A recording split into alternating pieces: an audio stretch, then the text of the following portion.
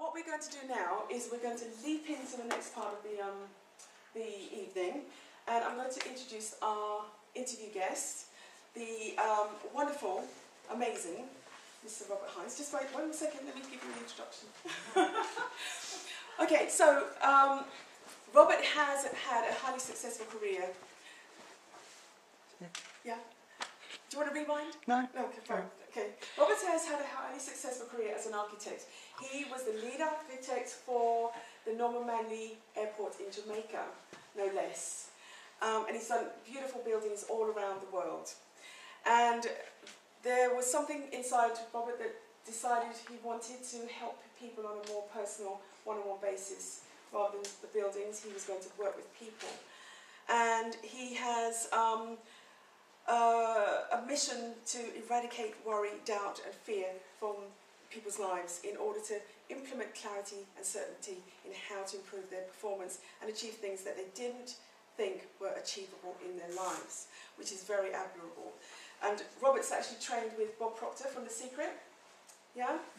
And we're going to listen to his adversity to celebrity story right now. Thanks very much, Robert. Thank you. Okay. Thanks very much. You're looking so dapper. Fabulous. Okay, so Robert, thank you so much for coming all the way from Brighton. No problem whatsoever. It's always a pleasure. And you were here with us at the beginning. You came to see us when we were down at Pissarro's, when we were first starting Inspiration Junction. And then you had locks, and and we were in a dark little room, and it was really sort of like a really sorry little state. We were better than that place, so we moved on.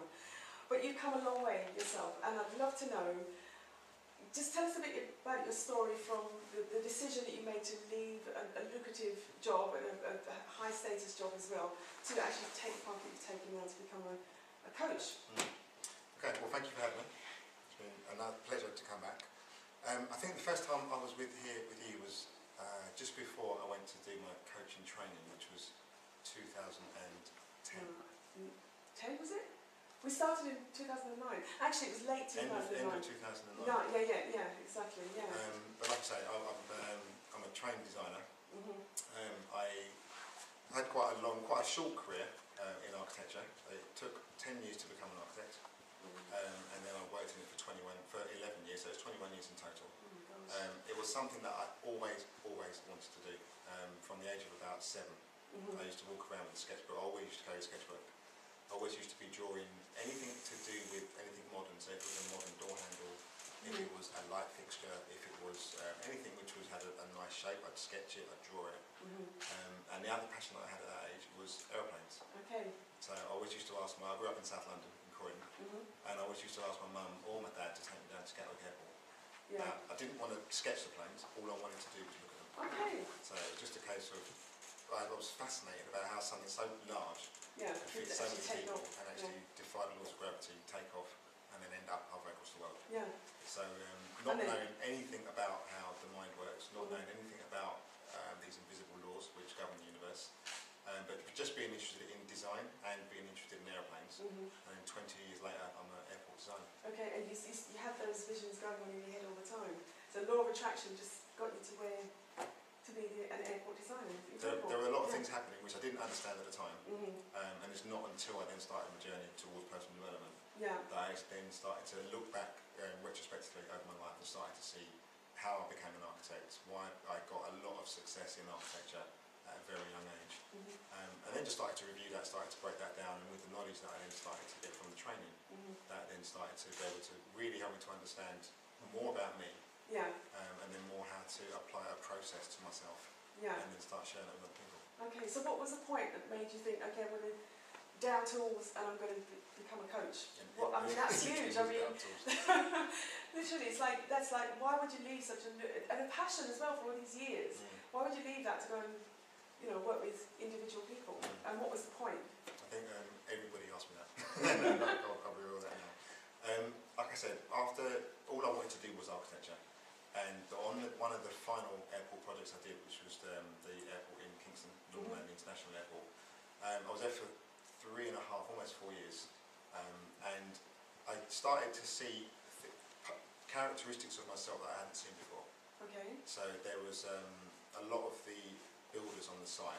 They were just there earning a wage. They didn't really exhibit any desire or any passion. And everything they were building terribly.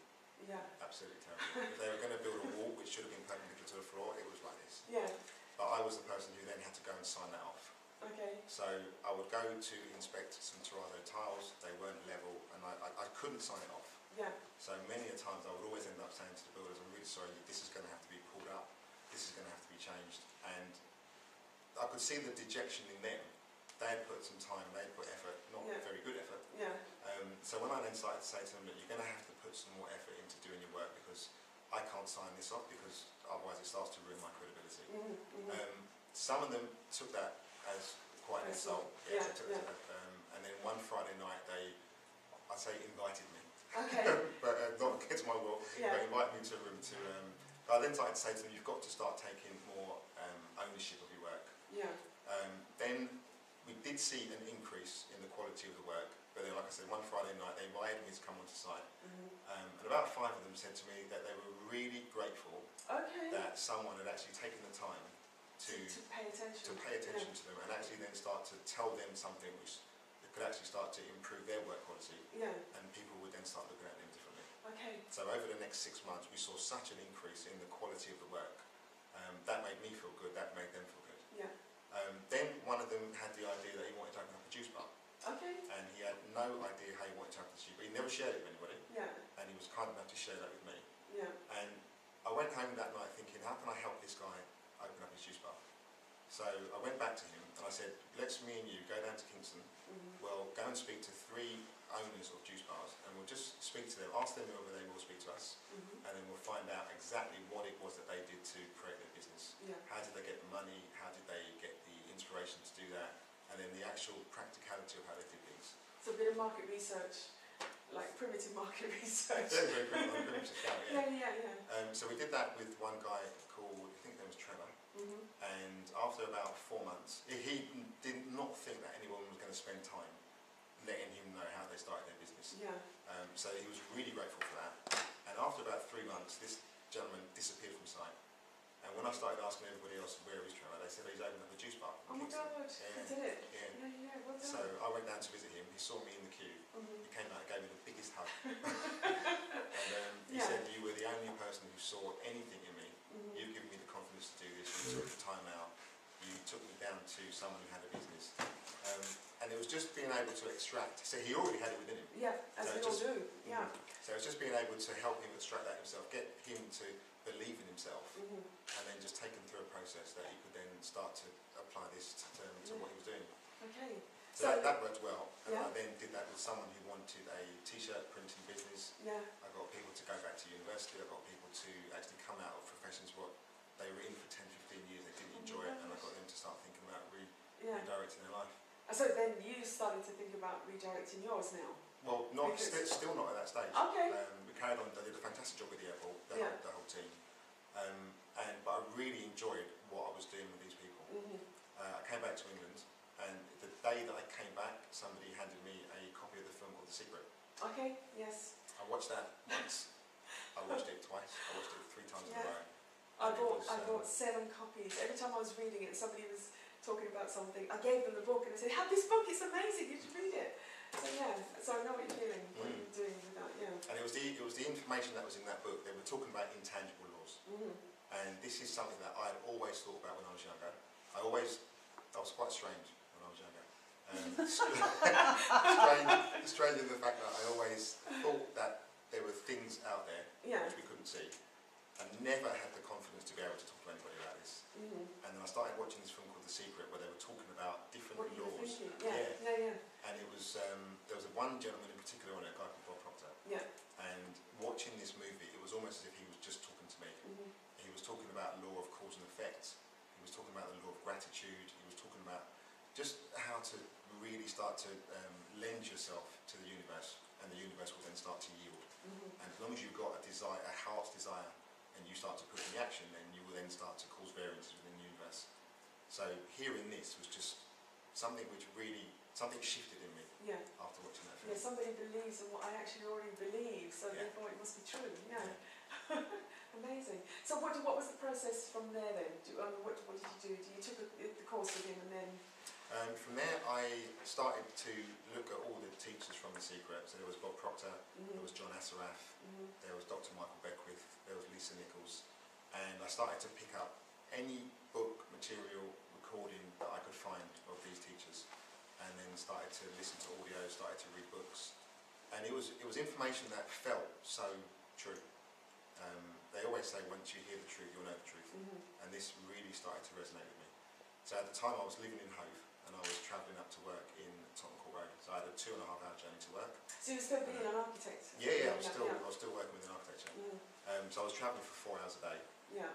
My usual activities on the train would be reading the Daily Metro, listening to music, and probably doing a crossword. Yeah. And then once I started to listen to all this information, I completely emptied out my iPod. Yeah. I got a ton of audiobooks, and I just started listening to how you can have two people doing the same job. One becomes very successful, and one just becomes mediocre and settles for normality. And it was because they were then started to live their life in alignment with these universal laws. Yeah. So another 2 years went by. I was studying a hell of a lot of personal development material, and I could start to see that my attitude was changing. Yeah. I could start to see that I was getting pay rises at work. Yeah. I was going the extra mile. I was just living my life in harmony with these laws. Still not really conscious of what I was doing, but just knowing that I was doing something which was slightly different, which was in harmony with universal laws, and I was getting absolutely great results from it. Yeah. And then I heard that Bob Proctor was coming over to Italy. Okay. I only ever thought that he stayed in the States, and having studied his work for the previous 2 years, I said to my girlfriend at the time, who was now my fiancée, I have to go and see this gentleman in Italy. He was in a place called Rimini in Bologna. Yeah. And then we bought tickets, and we went over there, and that was when I could then actually see Bob Proctor live on stage. Yeah. Again, seeing him on stage, that created another shift within me. Yeah. So okay, so you're on this journey, and you've at some point you've made a decision that to leave architecture and become an amazing coach. What was your greatest challenge, and what was the scariest moment in all that transition? I think that, and I can remember this so well, the scariest thing for me was the decision to leave my beloved architecture. After having been involved for 21 years, seeing this gentleman on stage, he was there for a 2-day seminar, and after 2 hours I made the decision that I was going to leave architecture, and I wanted to do what that gentleman was doing, because I could see how much he changed my life, and I really wanted to be able to influence other people's lives with that. And so it was a very, very scary decision. Yeah.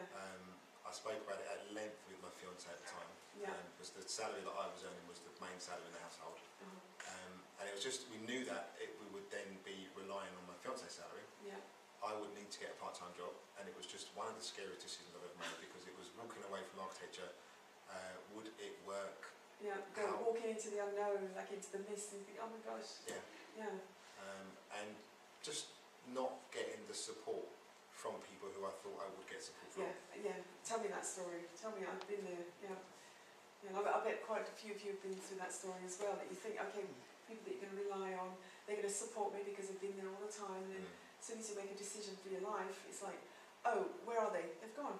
Okay, so you're on your own. Apart from the ones who get you, really understand. And sometimes you can get support from the people who you least expect. Yes. And sometimes the people who you think are going to give you the most support, you get the least support. Yeah, it's funny how that works. So how do you actually overcome all this scariness? And I mean, how? There must have been a point where you thought, right, I'm fine now. Everything's fine.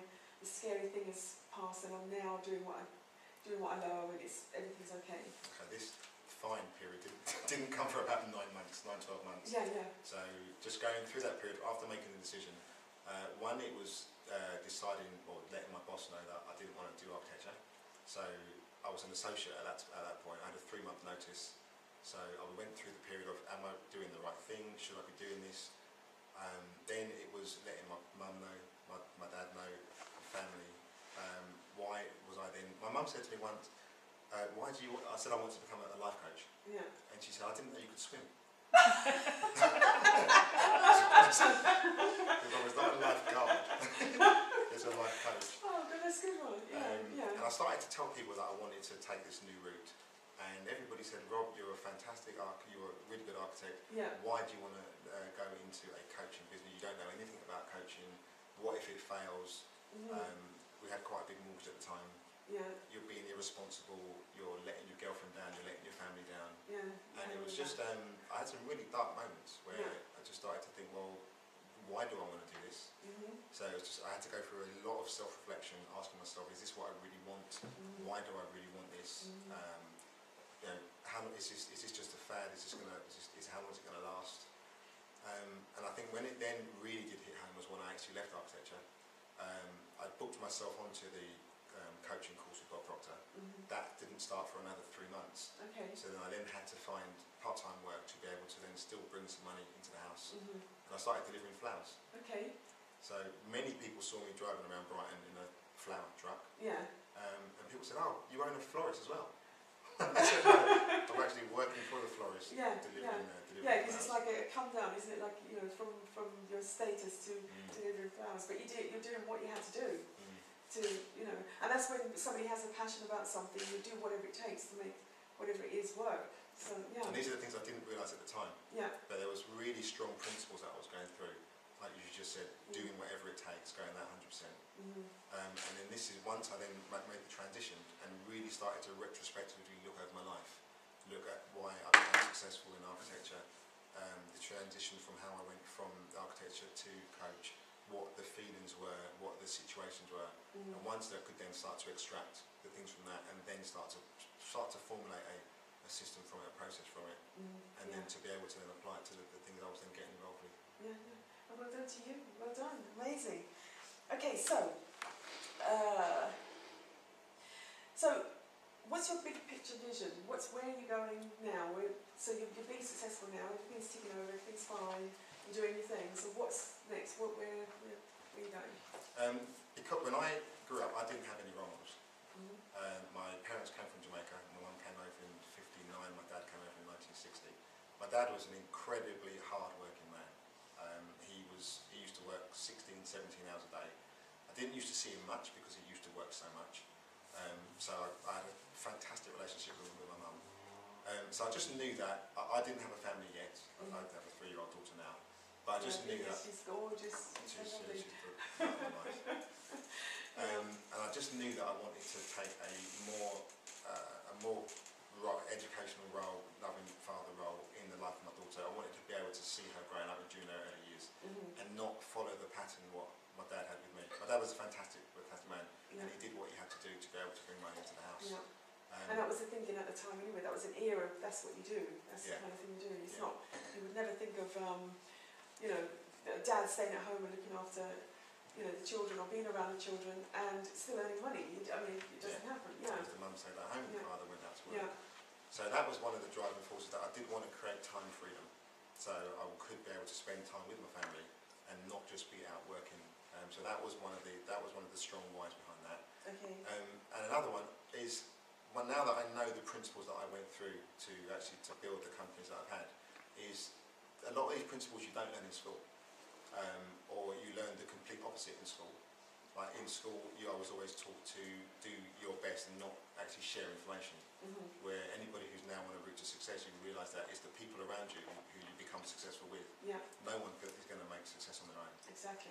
Hence us here tonight trying to work with each other and collaborate. Yeah. No man is an island. So yeah. And then really instilling that belief within yourself. I had, like I said, I didn't have any role models. So my role models came from people like Michael Jordan, Bruce Lee, Muhammad Ali, Angela Davis. I used to read biography after biography after biography, and I used to just see the traits that these people had, how they came through diversity. Each one of those had a story, and it was just when I went through the dark patches of my life, that's the things which I really drew from. That's where you can have the story to tell, to say, hey, this is what you have to go through. It's like going through the fire to make steel, isn't it? You've really got to bear the pain. So that big picture vision for me now is to create global academies academies of entrepreneur schools Okay. for youngsters, so Oh my they can gosh. start to learn these. They can start to implement these success principles. Oh wow, that's amazing. That's like huge big vision. Huge big vision. Yeah. So how far are you along that route? I'm going good with that. Yeah. I'm now being invited to talk to a lot of young entrepreneurs. Okay. One of the businesses that I built is with a company called Lima, Okay. Yeah. and that is that I'm a mentor to quite a few hundreds of young people now. Yeah. Yeah. Yeah. And it's like I say, they come through school. Some of the things like that, it's getting that self-belief. It's starting to little small things that you can do to start to be able to take the warrior out of you and not become the victim. Yeah. Yeah. Fabulous. With the little bit of time we've got left, if you could just tell our group here how people can get some more of you, and what is it, if you've got something to share with them that you've got an offer. Yeah, sure. Like that, yeah. I created a campaign which is called Freebie Friday, and like I say, I had a lot of negativity around me when I was younger, and for you need to start to eradicate the negativity and start to get more positivity around you. So what I've created is something which is called Freebie Friday, and Freebie Friday is just, I speak about a short topic, either a success tip or maybe an idea that maybe someone hasn't really, a different way of looking at something. So every Friday I release a video to anyone who's on my list. Yeah, I've seen those, yeah. And that's just a way of being able to have a regular flow of positivity into your life. But I know some people, maybe the people that they're hanging around with now, or their circle of influence, isn't very positive. They may have an idea to start a business, to find their life partner, to be able to start some type of personal development. And if you haven't got that supportive network around you, it can be extremely difficult to be able to raise your internal vibration. Yeah. So I've got something which is called Freebie Friday. Yeah. It's a short video which goes out to my list every Friday. Something else I do is a Think and Grow Rich mastermind group. Right. And this is where I get between 8 or 10 people together who have got a vision, who have got a dream, Yeah. and then I take them through a really fantastic book. Many people may know this book, but it's called Think and Grow Rich. Yeah. Written by How many Napoleon people have Hill. read Think and Grow Rich? Yeah? No? No? And you've got to read it. It's the Bible, it's the daddy of all personal development books. By Napoleon Hill. Yeah, you've got to read it. Or if you notice, all the top executives, all the top people, Branson and Sugar and all of those guys, they swear by this book as one of it's on their shelf. So read that book. Okay.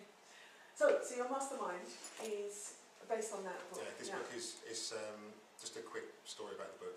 It was commissioned by a guy called Andrew Carnegie, and he was the wealthiest person at the start of the 20th century, and he amassed a fortune of wealth through steel. He spent half of his life amassing the wealth, and the second half of his life giving the money away. So he built Carnegie Hall. Anything which says Carnegie is from Andrew Carnegie. But he was looking for somebody to be able to distill the process that he used to create his wealth. And he found a very young reporter by the name of Napoleon Hill. He introduced Napoleon to a lot of his wealthy friends, to captains of industry. And Napoleon spent the next 25 years interviewing over 500 of the world's most successful people. And then he distilled this into principles of achievement. So I now help people to really, a lot of people read this book and sometimes they don't understand it. It's 13 chapters. They don't understand it. It's written in very old language. Yeah. It took me a while to get into the language and get into the rhythm of the language. Yeah. But it's amazing. It's an amazing book. Yeah. So I help get people together in a 11-week series. Not only do I take them through the book, but I also just help tell them how I translate that book into my life and how I've become successful through that, and then help them to create a vision for themselves, help them to discover their purpose, and then help them to use those principles to be able to then get themselves to where they want to be. Yeah, fabulous. So if anybody wants to get involved, how do they get involved with You go to my website, Yeah. which is www.rchinds.com. You'll put it on the board, yeah. That you can find out all the information from there. There's an FAQ sheet. Yeah. There's a short video of me telling you what it's about. Yeah. And then from there, I usually do 2 to 3 groups. Yeah. And then you At the can same time. Yeah. Yeah. Run those consecutively. Yeah. And then you can fall into one of those groups, and then we then start the course. Yeah. And then Freebie Friday is a free campaign. Right. And this is my Freebie Friday is RC Hinds /freebie-Friday. Yeah, good to have a pen that worked. Oh. I'll just jot it down to make sure it gets put up here. freebie-friday.com, is that? Yeah, it's freebie-friday.com. Okay. Great, I'll put that up for you as well. Fantastic. So have you got a final word of wisdom for the group? Just something that you encourage them or inspire them? I'd say to really have belief within yourself. Dream big is the first thing. Yes. Don't let anybody tell you that you can't do something. Yeah. Because whatever it is that you believe that you want to do, you can do it. There's many examples of people who have done probably what you want to do now. So there's no reason to say that you can't do that yourself. Make sure that you get a group of supportive people around you, because be careful who you share your dream with, because sometimes there's a lot of dream stealers, a lot of naysayers out there who they find pleasure in being able to tell you that you can't do something. So really build a good network around you, but understand that you can't do it on your own. Yeah. You do need a supportive team. And it's very interesting. I was talking to, I think it was Nikki. One of the activities that one of the activities that I do every day is meditate. Yeah. And that has helped me to hear the internal voice within, and really start to tap into yourself. Because you have to learn to trust yourself. Yeah, that's the thing. We've all run from intuition, and if you can start to really tap into that intuition, you'll be guided to do the things which you think are without your reach, but they are most certainly within your reach. Thank you, Robert. You're welcome. Thank you. Thanks a lot. Okay, cheers.